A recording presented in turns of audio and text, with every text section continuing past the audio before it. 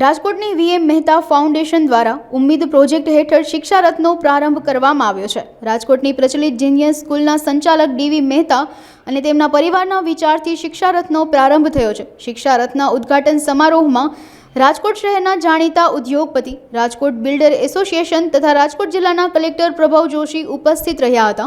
મહાનુભાવોના હાથે બાળકોને શિક્ષણની તમામ વસ્તુઓની ભેટ આપવામાં આવી હતી। 150થી વધુ શ્રમિકોના બાળકોને પ્રાથમિક શિક્ષણ પૂરું પાડવામાં આવશે। શિક્ષા રથ વિશેની વિસ્તૃત માહિતી વીએમ મહેતા ફાઉન્ડેશનના ડીવી મહેતાએ પૂરી પાડી હતી।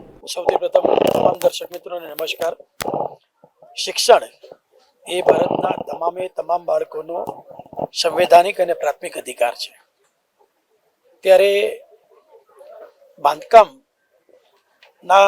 ક્ષેત્રે કામ કરતા મજદૂરો કે જે મોટાભાગે માઇગ્રેટેડ હોય છે, કે કોઈ બીજા પ્રદેશમાંથી આવતું હોય, બીજા રાજ્યમાંથી આવતું હોય અને એ કોઈ પણ સાઇટ ઉપર 2 મહિના, 4 મહિના, 6 મહિના કે વર્ષ માટે કામ કરતા હોય, તો આ જે મજદૂરોના બાળકો છે એ બાળકોના અભ્યાસ માટેની વ્યવસ્થા એ હજુ સુધી સમગ્ર ભારતભરમાં વિચારાયેલ નથી।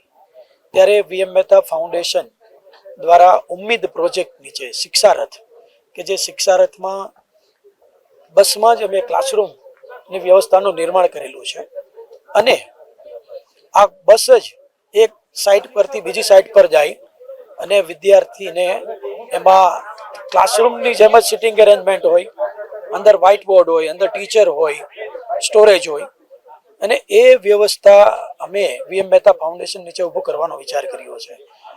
ખાસ કરીને રાજકોટનો અમે સર્વે કર્યો તો રાજકોટ શહેરમાં 6 થી 10,000 આવા બાળકો છે કે જેમને શિક્ષણની વ્યવસ્થા ઉપલબ્ધ નથી। સરકારી તંત્ર, કોર્પોરેશનની સ્કૂલો ઘણું સારું કામ કરતી જ હોય છે, પરંતુ કોર્પોરેશન, સરકારી કે ગ્રાન્ટેડ સ્કૂલોમાં જેમને કાયમી રહેઠાણની વ્યવસ્થા હોય એમના માટેના એમનો દાખલો થતો હોય એટલે એમને પ્રવેશ મળતો હોય, પરંતુ આ જે બાળકો છે જે 2-4 મહિના એક સાઇડ પર રહેતા હોય, બીજી સાઇડ પર રહેતા હોય, એ બીજાના બિલ્ડિંગ તો મજબૂત બનાવે છે એના મા બાપ, આ મજદૂરો, પણ પોતાના બાળકોનું ભવિષ્ય છે, એની નીવજ છે, એ બુનિયાદ છે એ જ નબળી હોય છે। ત્યારે અમને અમારા પિતાશ્રીની આજે પહેલી પુણ્યતિથિ છે એ નિમિત્તે અમને આ સંકલ્પ લીધો છે અને એક બસ લગભગ 150 થી 200 જેટલા બાળકોને અભ્યાસ કરાવી શકશે। અમે રાજકોટ બિલ્ડર એસોસિએશનનો પણ સહયોગ લેવાના છીએ અને રાજકોટ બિલ્ડર એસોસિએશન તરફથી જે સાઇટ પર આવા બાળકો હોય એ બાળકોની અમને વિગત મળે અને એ બાળકોને પણ અમે એમની સાઇટ પર જઈને પણ ભણાવી શકીએ।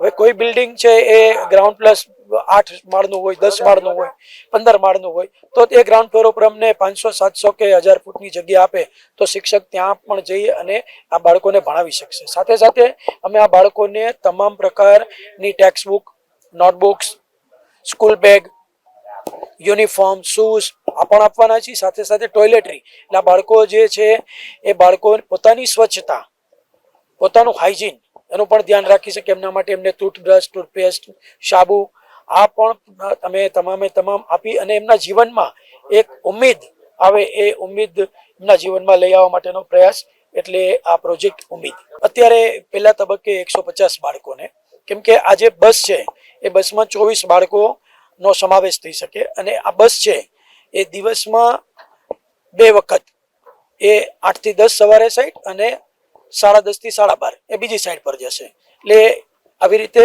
અને એ બાળકોને વીકમાં 2 દિવસ આ પ્રકારનો અભ્યાસ મળશે, પછી એમને અમે હોમવર્ક અને ક્લાસ વર્ક આપશું। એટલે આમ આ એક બસ દ્વારા લગભગ 150 થી 180 બાળકોને અમે અભ્યાસ કરાવી શકશું। એટલે 25% આરટીઈ એટલે રાઇટ ટુ એજ્યુકેશન છે એ સરકારનો જે કાયદો છે એ મુજબ સરકાર જ હવે તમામ સ્કૂલ ને 25% પહેલા ધોરણમાં બાળકો ફાળવે જ છે।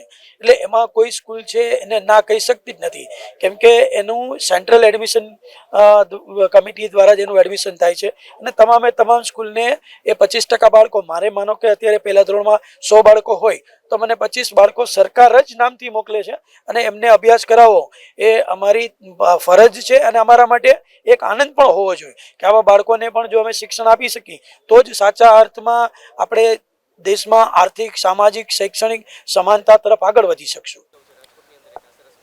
આજે વીએમ મહેતા ફાઉન્ડેશન દ્વારા ઉમ્મીદ નામના પ્રોજેક્ટ હેઠળ એક શિક્ષણ રથ ચાલુ કરવામાં આવ્યું છે, જે જુદી જુદી બાંધકામ સાઇટો ઉપર ત્યાંના જે મજૂરના જે દીકરાઓ દીકરીઓ છે એમને ત્યાં જઈને ભણાવશે. એટલે આ એક સરસ મજાની બસ તૈયાર કરવામાં આવેલી છે, જેની અંદર ક્લાસરૂમ બનાવવામાં આવ્યું છે અને એ રથ તમામ સાઇટો પર જઈ શિક્ષણ આપશે. નવા આઈએસમાં મારી ભરતી થઈ હતી ત્યારે સ્પીપામાં જ્યારે તાલીમ લેતા હતા ત્યારે સમાજ સેવા અંતર્ગત શિક્ષણ અમે પ્રદાન કરતા હતા. પણ એક ખૂબ સરસ આજે કામ રાજકોટ જિલ્લામાં રાજકોટ બિલ્ડર્સ એસોસિએશન તથા વીએમ મહેતા ફાઉન્ડેશન દ્વારા કરવામાં આવી રહ્યું છે અને એમાં અમે આજે શરીક થવા હતા. તંત્ર તરફથી એક બસ આ સંસ્થાને આપવામાં આવશે, જેને એ લોકો ક્લાસરૂમમાં કન્વર્ટ કરીને યુઝ કરી શકશે.